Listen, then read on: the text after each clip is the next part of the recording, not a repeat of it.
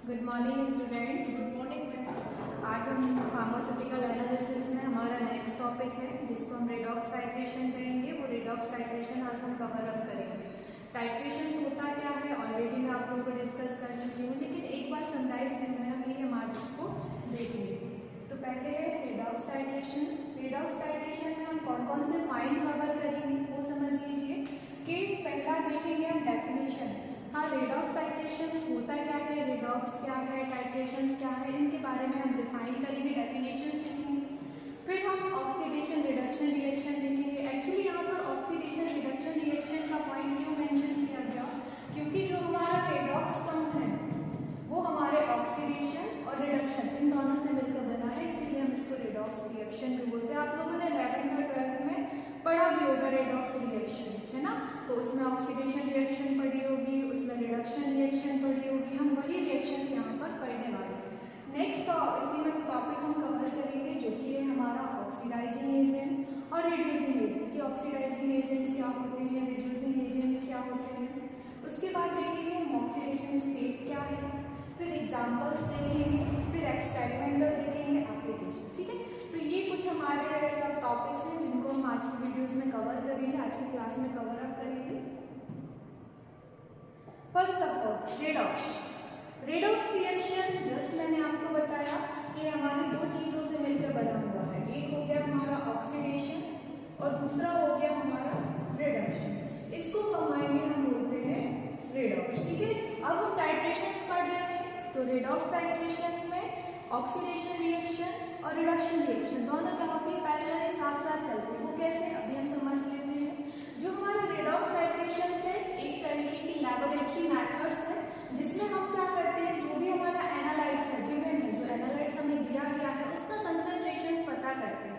Ultimately जब हम titrations पढ़ते हैं तो टाइट्रेशंस में होता क्या है, दो चीजें होती है, एक होता है हमारा एनालाइट और दूसरा होता है हमारा टाइट्रेट। हम क्या करते हैं, नॉन कंसंट्रेटेड सैंपल से अननोन कंसंट्रेटेड सैंपल्स का पता करते हैं कि पर्टिकुलर सैंपल में कितना कंसंट्रेशन है। तो टाइट्रेशन में हम दो ही चीजें देखते हैं, एक हमारा एनालाइट, दूसरा हमारा टाइट्रेट। तो यहाँ पर एनालाइट और टाइट्रेट जो भी होगा वो कहीं ना कहीं ऑक्सीडेशन और रिडक्शन रिएक्शन शो कर रहा होगा। वो हम कैसे समझेंगे, अभी जैसे आगे एग्जाम्पल में अभी टाइट्रेशंस की डेफिनेशन मेंशन करी गई है जो कि हम नंबर ऑफ टाइम्स एक बार रिवाइज कर चुके हैं कि टाइट्रेशंस क्या है, आपकी कॉमन लैबोरेटरी मेथड्स है जहाँ पर हम क्वांटिटेटिव स्टडी करते हैं। क्वांटिटेटिव दैट मींस से हम पर्टिकुलर उस सैंपल की क्वांटिटी के बारे में पता करते हैं कि हमारे इस सैंपल में कितना वो क्वांटिटी उसकी प्रेजेंट है। तो ये क्वांटिटेटिव एनालिसिस है जिसमें हम कंसंट्रेशन का पता करते हैं। Next titrate. बार बार हम टर्म यूज करते हैं, टाइट्रेट क्या है, टाइट्रेट क्या है, एनालाइट्स क्या है, इंडिकेटर क्या है। तो टाइट्रेट क्या है, हमारा नॉन कंसंट्रेटेड सैंपल्स होता है। Non concentrated that means to say जिसका कंसंट्रेशन हमें पता है वो क्या कहलाएगा आपका टाइट्रेट, और जिसका कंसंट्रेशन हमें पता करना है वो कहलाएगा हमारा टाइट्रेट, या इसी को हम बोलते हैं एनालाइट। जब हम प्रैक्टिकली भी देखते हैं, आप लोग लैब में जाते हैं तो प्रैक्टिकल्स करते हैं तो इस तरीके का हमारा जो एपरेटस है कुछ इस तरीके से दिखता है जब हम उसको सेटअप करते हैं। तो मैंने आपको लैब में भी बताया हुआ है, अगेन रिपीट करती हूँ कि हमारा जो ब्यूरेट होता है इसमें क्या होता है, टाइट्रेट रहता है, क्योंकि हमें इसका कंसंट्रेशन नोन होता है। इसकी हेल्प से जो हमारा कॉनिकल फ्लास्क में सैंपल है जिसको हम एनालाइट बोलेंगे उसका कंसंट्रेशन हम क्या करते हैं, पता करते हैं। तो ऐसे ही आज भी हम यही करेंगे कि हमारे टाइट्रेट से नॉन कंसंट्रेटेड सैंपल से अननोन कंसंट्रेटेड सैंपल का पता करेंगे। अब बात आती है कि redox titration. Redox titration basically दो तरीके से मिलकर बना हुआ है। एक आपका ऑक्सीडेशन, एक है आपका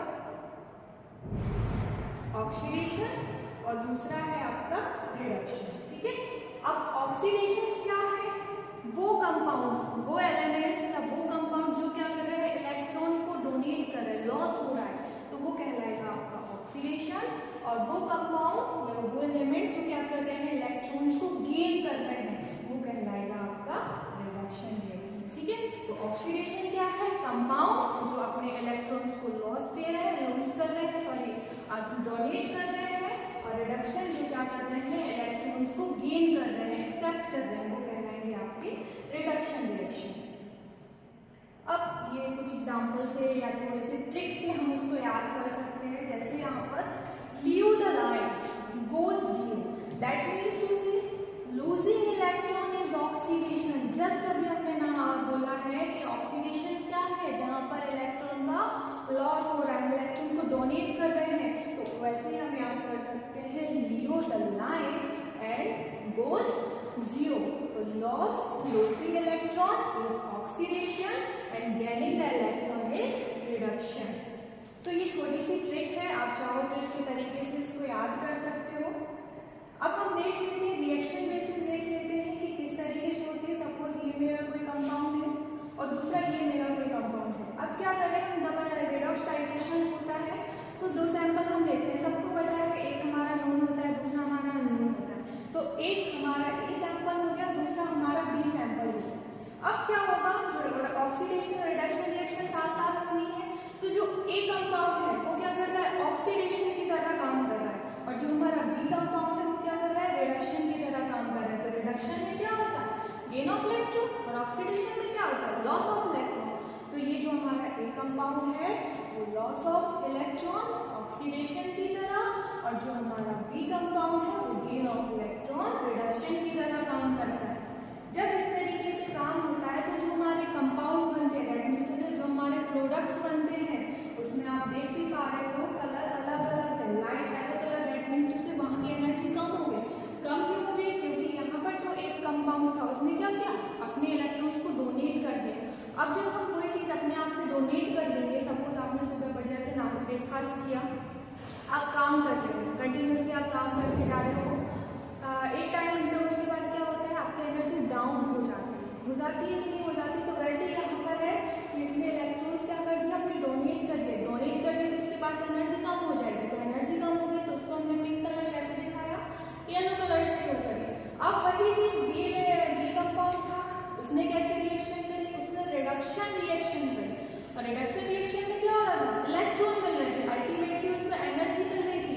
तो एनर्जी वो गेन कर रहा था, तो कहीं ना कहीं उसकी एनर्जी बढ़ रही थी। यहाँ एनर्जी कम हो रही थी लेकिन यहाँ पर एनर्जी बढ़ रही थी। तो हम इस तरीके से डायग्रामेटिकली उसको याद कर सकते हैं कि अगर रिडक्शन रिएक्शन है तो वहाँ पर इलेक्ट्रॉन का गेनिंग होगी, और अगर हमारी ऑक्सीडेशन रिएक्शन है तो वहाँ पर इलेक्ट्रॉन का डोनेट होगा। नेक्स्ट ऑक्सीडेशन, और अच्छे से समझ डिटेल्स में पढ़ लेते हैं। तो ऑक्सीडेशन क्या है, oxidation is the loss of electron, जहाँ पर जो इन ऑक्सीडेशन स्टेट है वो क्या होगी, इंक्रीज होगी। क्यों इंक्रीज होगी, क्योंकि इसने क्या कर दिया, इलेक्ट्रॉन को लॉस कर दिया। इलेक्ट्रॉन को लॉस कर देगा तो जो हमारी ऑक्सीडेशन स्टेट है वो क्या हो जाएगी, बढ़ जाएगी, किसी भी मॉलिक्यूल्स की हो, किसी भी आयंस की हो। और साथ ही साथ में क्या होगा, ऑक्सीडेशन रिएक्शन में जो हाइड्रोजन्स है हमारे, कहीं ना कहीं वो लॉस हो जाएंगे। अब इलेक्ट्रॉन्स किसके पास होते हैं, एटम्स के पास होते हैं, आयंस के पास होते हैं, मॉलिक्यूल्स के पास होते हैं, तो लॉस तो उनका ही होगा ना अल्टीमेटली। यहाँ पर हाइड्रोजन का लॉस हो जाएगा और ऑक्सीजन का गेन हो जाएगा। ऑक्सीजन हमें मिलेगी और हाइड्रोजन हमारी कम होगी। नेक्स्ट इसमें देखिए आप, जैसे हमारा रिएक्टेंट है, कोई भी हमारा प्रोडक्ट रिएक्टेंट है जिसकी रिएक्शन हमें बनानी है, ऑक्सीडेशन रिएक्शन शो कर रहा है, प्रोडक्ट बन रहा है और इलेक्ट्रॉन आपका निकल रहा है, डोनेट हो रहा है, रिलीज हो रहा है। और ऑक्सीडेशन रिडक्शन में क्या हो रहा था, ये ऑक्सीडेंट है आपका, ये इलेक्ट्रॉन है, इससे क्या हो रहा है, अल्टीमेटली हमारा प्रोडक्ट बन रहा है। इस तरीके से इन शॉर्ट में हम ऑक्सीडेशन और रिडक्शन रिएक्शन को समराइज कर सकते हैं। नेक्स्ट है हमारा रिडक्शन। रिडक्शन क्या है, अब जस्ट अपोजिट ऑफ ऑक्सीडेशन, वहां पर क्या हो रहा था, लॉस हो रहा था इलेक्ट्रॉन्स का, यहाँ पर क्या होगा, गेन ऑफ इलेक्ट्रॉन। आप अगर इसको याद करना हो तो बेसिक्स अगर फंडा है, एक कॉन्सेप्ट याद करो, दूसरा कॉन्सेप्ट अपने आप लिख लोगे। कैसे लिखोगे, जैसे हमने वहां पर लॉस के बारे में लिखा था, अब जब लॉस का अपोजिट क्या होगा, गेन, यहाँ पर गेन के बारे में लिख लेना है। वहां पर क्या हो रही थी, एटम्स में इंक्रीजिंग हो रही थी, एटम्स और मॉलिक्यूल्स में जो उसके ऑक्सीडेशन स्टेट थी वो क्या हो रही थी, इंक्रीज हो रही थी। लेकिन यहाँ पर क्या हो जाएगी, डिक्रीज हो जाएगी, क्योंकि क्या है, ये एक दूसरे के अपोजिट काम करते हैं। फिर रिडक्शन और oxidation, reduction in oxidation state. Example से भी हम समझ लेते हैं कि हमारा कॉपर ऑक्साइड है और मैग्नीज है, जब हम इन दोनों के बीच में आकर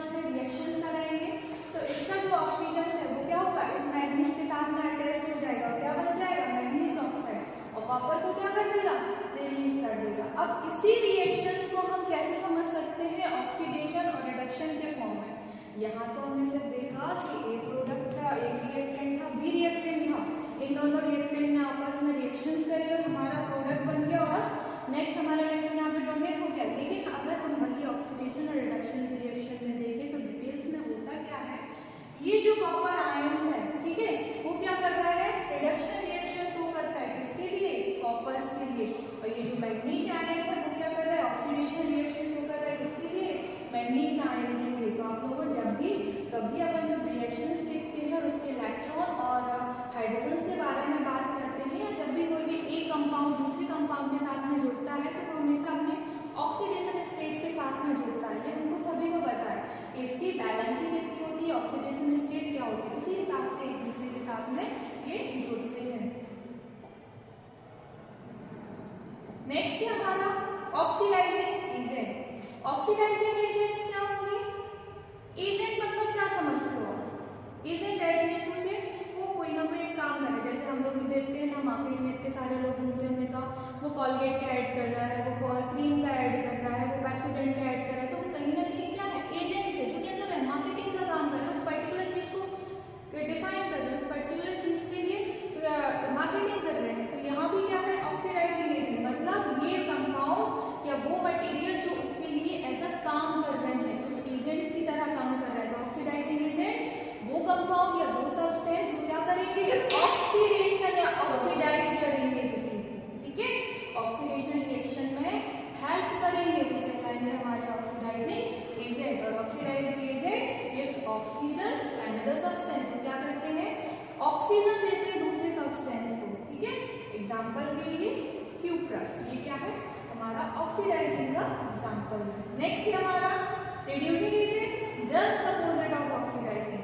वो क्या कर रहे हैं, sorry just same it is of oxidising agent. वो क्या कर रहे थे, ऑक्सीडेशन दे रहे थे, ये क्या करेंगे, ऑक्सीजन को रिमूव करने का काम करेंगे। लेकिन रिड्यूसिंग एजेंट को क्या है, कुछ ना कुछ रिड्यूस कर रहे हैं। एजेंट का मतलब तो वही हुआ कि एजेंट दैट मींस टू से, चाहे वो कॉलगेट के एजेंट हो, चाहे वो आपके पेप्सोडेंट के एजेंट हो, चाहे किसी भी कंपनी के एजेंट हो, उनका काम क्या है, उस कंपनी को रिप्रेजेंट करना, उस कंपनी के लिए कुछ ना कुछ काम करना।